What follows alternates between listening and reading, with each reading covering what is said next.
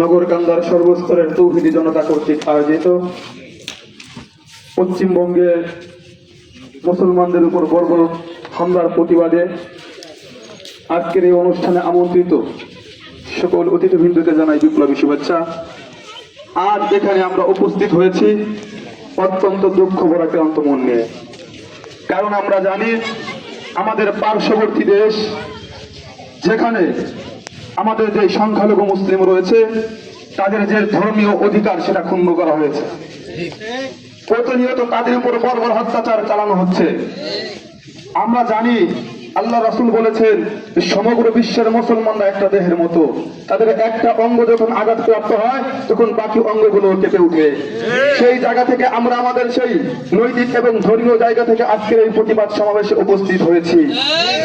আপনারা সকলেই জানেন আমাদের যে পার্শ্ববর্তী দেশে যারা আছে, গতকালও লালমনিরহাটে আমাদের এক বাংলাদেশিকে ভারতের বিএসএফ হত্যা করেছে।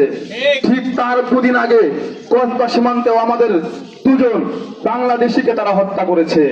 তারা প্রতিনিয়ত হত্যা করে আর আমাদেরকে বন্ধুত্বের সবক দেয়। এটা ভণ্ডামি ছাড়া আর কিছু না। আপনারা জানেন যে আমাদের সীমান্তে গেরুয়া বাহিনী তারা ভর করেছে, তারা ধেয়ে আসছে। আমরা এর তীব্র নিন্দা ও প্রতিবাদ জানাই। আমাদের যেই ইন্ডিয়া আমাদের যে মুসলমানদের উপর বর্বর হামলা চালানো হচ্ছে, আমরা বাংলাদেশ সরকারকে বিনীতভাবে অনুরোধ করছি আপনারা রাষ্ট্রীয়ভাবে এর প্রতিবাদ জানান এবং ভারতীয় হাই কমিশনারকে তলব করে এর যথাযথ ব্যাখ্যা চান। আর নয় সমগ্র মুসলমান কিন্তু আবার জেগে উঠবে। পরিশেষে আরেকটা কথা বলতে চাই, আপনারা সকলে কি ঘুমিয়ে গেছেন? নগরকান্দার শীর্ষস্থানে আমরা দীর্ঘদিন ধরে যাদেরকে দেখে আসছি, তারা হয়তো তাদের বার্ধক্যজনিত কারণে এবং তাদের পার্সোনাল কিছু কারণে তারা এখন নিস্তেজ হয়ে যাইতে পারে, কিন্তু আমরা কখনো নিস্তেজ হব না ইনশাআল্লাহ।